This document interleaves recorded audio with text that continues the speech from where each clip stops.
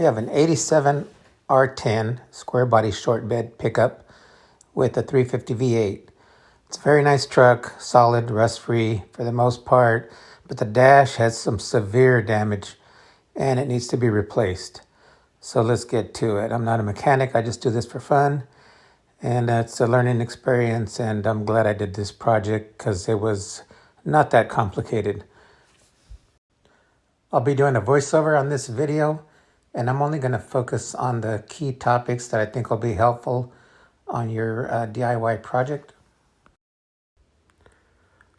This dash was purchased from the truck shop out of Orange, California, and all the accessories are sold separately as far as the trim, the logo, and your vents.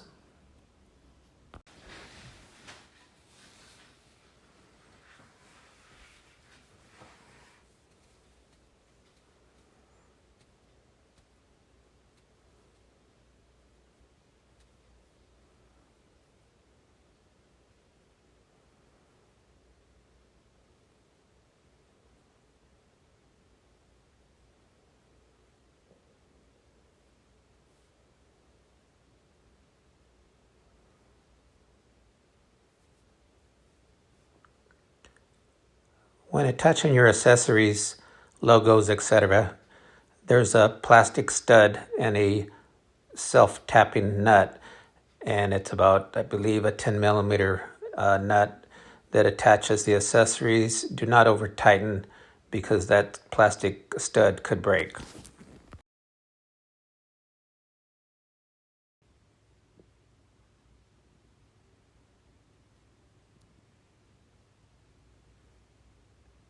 There's two vents for this dash. Those vents are identical. You have another vent on your cluster above your radio. That vent is different, so be sure to order correct.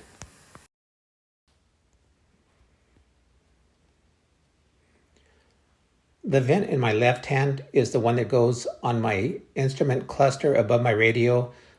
The vent in my right hand, there is two of those that insert into the dash.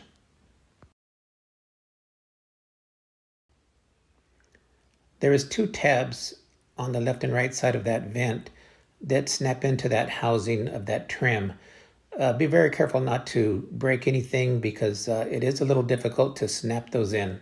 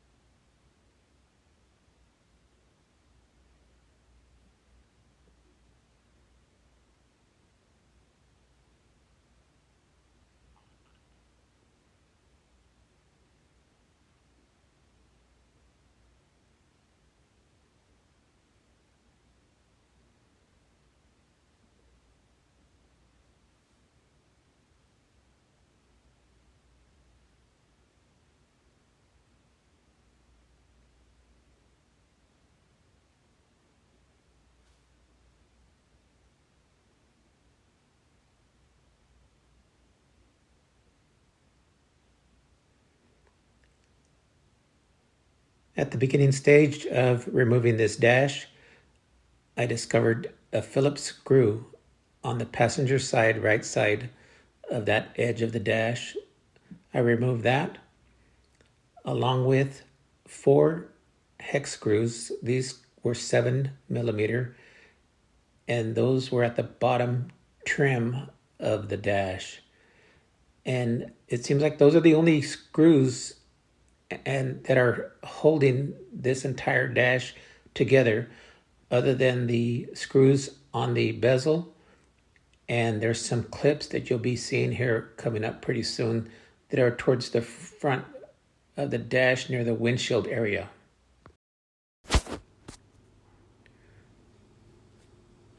Removing the cluster area and the radio knobs, there's about 8 screws around the perimeter of that dash cluster, and the light switch. And all those have to be removed. And however, in my case on the light switch, I did not have a bezel, so the cluster was able to slide over that light switch. If that does need to be removed, underneath the dash, on the back side of your light switch housing, there is a button you push and you pull your dimmer switch out, and then you can remove your light switch according. Upon the disassembly process of this project, all of these screws, I made notation so they all go back in the exact same location. All the screws holding my cluster and everything went back in basically a reverse process. So the reinstallation of the new dash was made it a lot more easier. When all the screws are removed, I turned my ignition key in the on position. My emergency brake was on. I put my tilt steering all the way down as low as it would go, and I shifted my gear all the way down to low, and that allowed access for the dash cluster to be removed out of there fairly easy.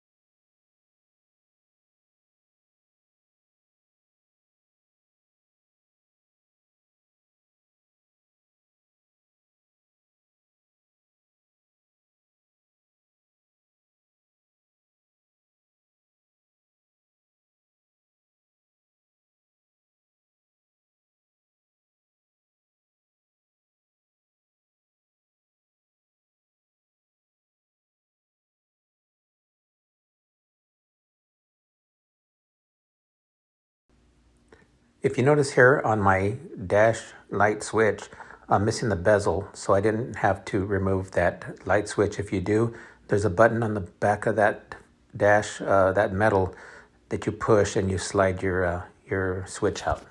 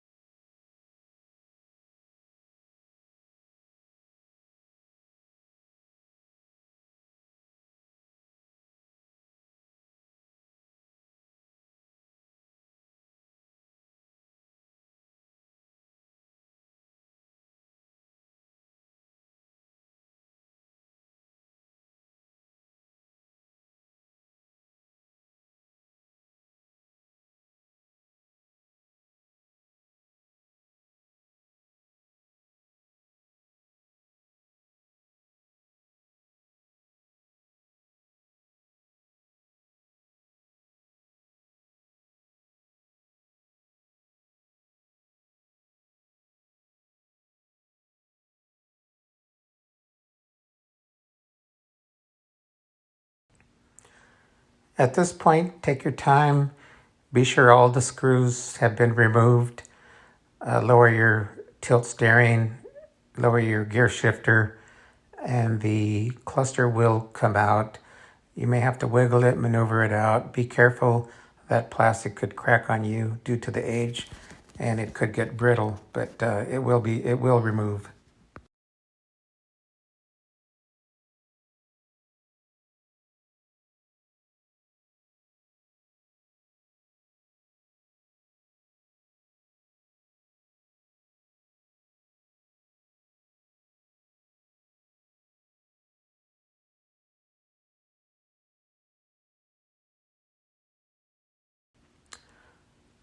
Do an inspection of your gauges. Now is a good time to fix anything that's not working, although it's just an additional project. And you can clean your lens, and you can replace your speakers at this point that are on your dash. It just all depends on how much money you want to spend and how far you want to take the project. Everything should be unfastened except for some hooks back here where this should slide out. Let's see.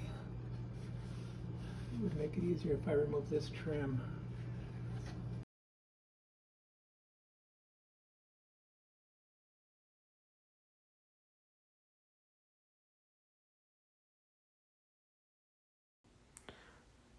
The initial attempt of removing this dash, right there where my right hand is, that vent on the right side was jammed in the port of the metal dash that the new dash or the dash is attached to.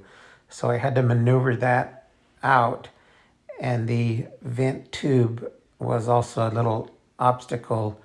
So if I was to do it again, I would remove the glove box initially and remove the vent tube, and that would allow an easier removal.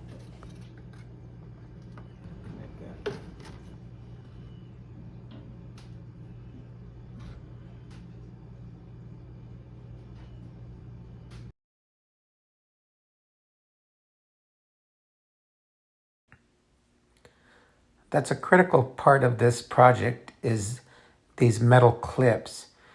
And all those metal clips, I reused those. And that, I think, was one of the more important parts of this project, is making sure all those metal clips are correctly reinstalled in the new dash. And also, I did a test fit before I installed the clips, and I noticed that some trimming was required so the dash can go fully up to the front windshield and have a nice fit. And I had to do a few attempts of pre-fitting and trimming. I didn't want to trim too much, so I just took my time and just trimmed a little bit at a time as I did a test fit until I was happy with the results. I did the trimming with a brand new single edge razor blade, a brand new X-Acto knife, or a brand new utility blade will also do fine for the trimming.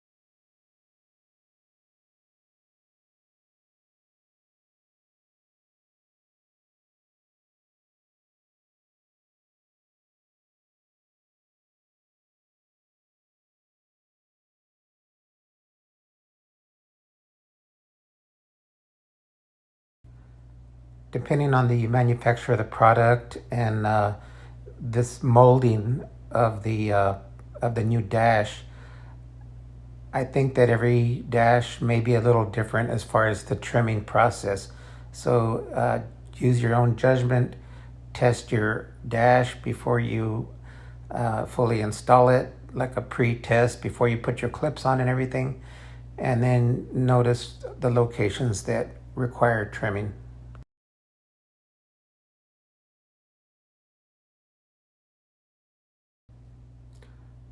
Not only are you looking at the inside of the dash installation, but you're going to want to go on the outside from the windshield looking in, and you're going to want to make sure that that front edge of that dash, where it goes down into the bottom of that windshield, that you have a nice snug fit. And in my case, that's the reason why I had to do the trimming, to get a proper fit in the very front edge of that dash to the windshield.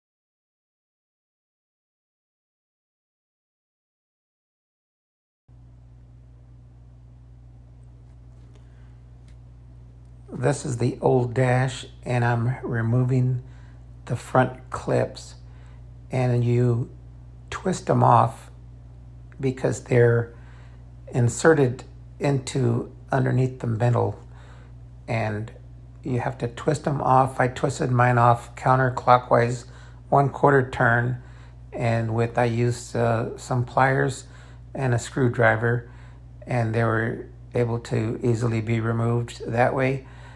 And one key important thing is when I reinstalled them to the new dash, I used pliers to smash the section that tucks underneath that metal. I closed it a little bit because when I reinstalled the clips, I wanted to make sure that they were very snug, and as I installed the dash, they would not fall off.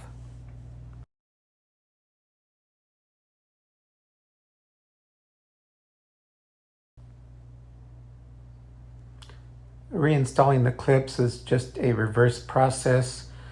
However, to snap them back in, I did close the little metal tab a little bit so it's a snug, secure fit. That way, that was one of the very, very important things on this project is using all the clips and not missing any steps. I would recommend if you lose any clips or your clips are damaged, order some new ones and use all the clips required.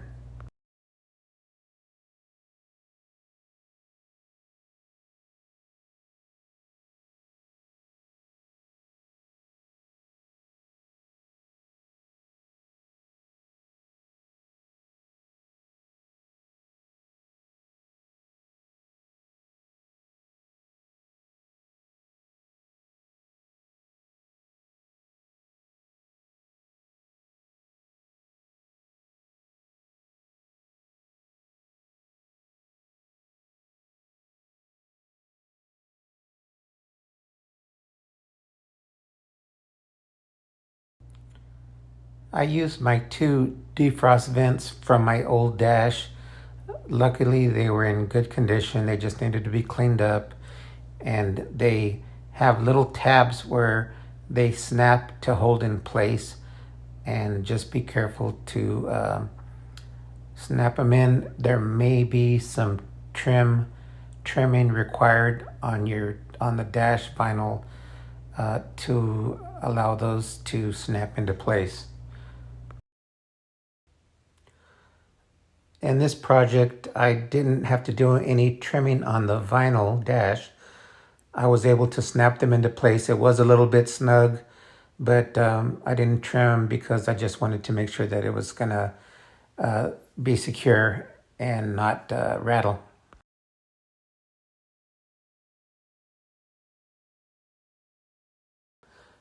The two dash vents attached to the trim accessory, and they're both identical vents.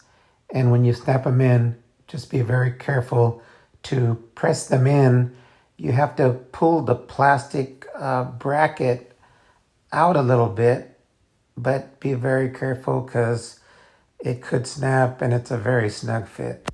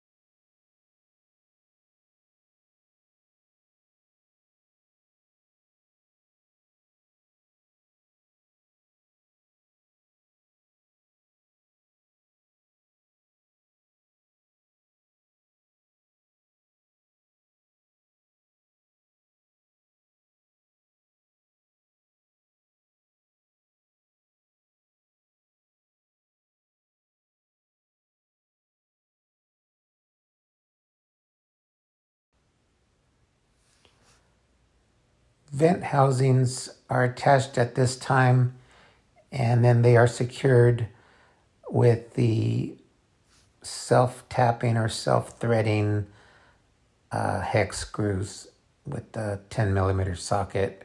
Just don't over tighten it.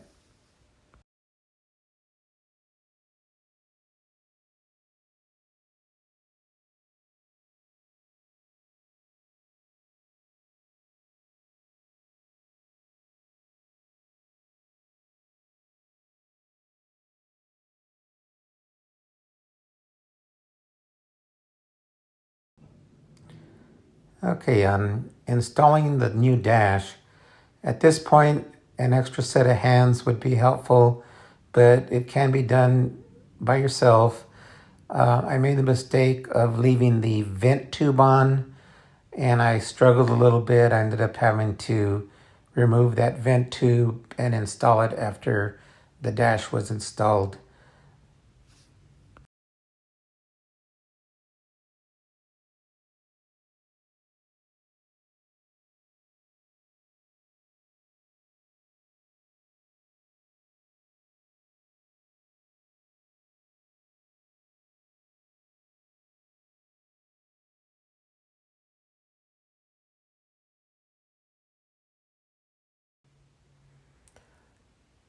And also at this point, one of my clips was not very snug and it ended up disconnecting. So I had to reattach that. And it's very important just to make sure all your clips are on securely attached.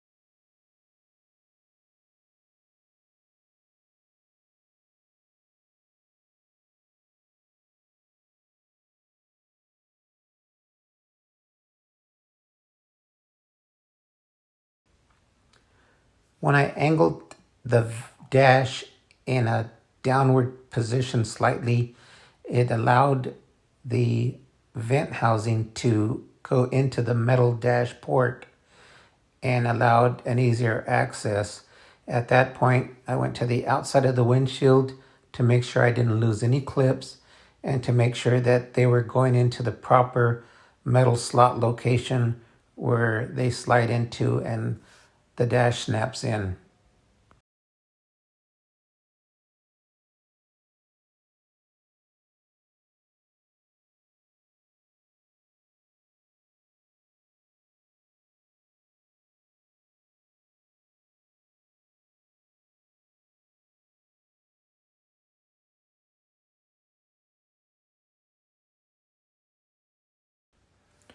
From the outside looking in through the windshield, you can see where those clips slide into those metal square ports, and you got to make sure that they're all going underneath that metal square port to allow a proper install.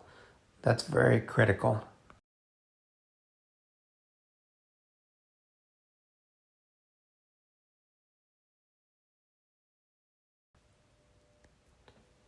At this point, once I'm confident that the dash is in the correct location, snapped in with all the clips holding the front end, I attached the Phillips screw that went onto the side of the dash, and luckily that lined up perfectly.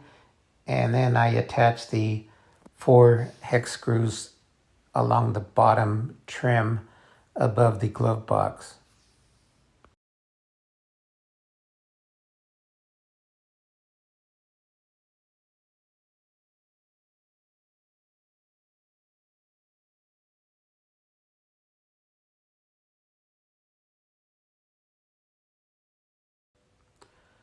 On these 4 screws at the bottom of your dash trim line, I started those by hand to ensure that they were going into the right pre-existing location.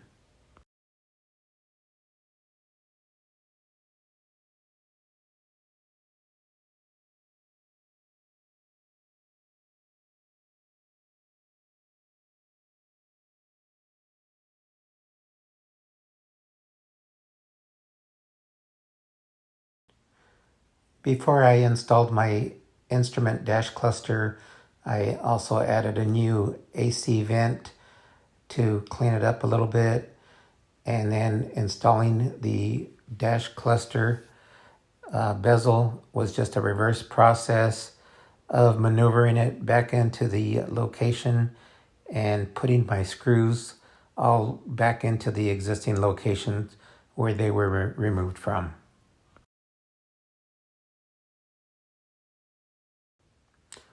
I removed my glove box cover that allows easy access to install that AC vent tube. There was a struggle that I should have removed at the very beginning, but at least I know for the next time. And that's properly installed, and then I reinstalled my glove box, and that was just 4 hex screws at the bottom holding that glove box in place. With minimal tools and a few hours of my time, I'm very happy that I followed through on this project. It's a major transformation as part of the interior restoration of this truck. Thanks for watching and good luck on your project.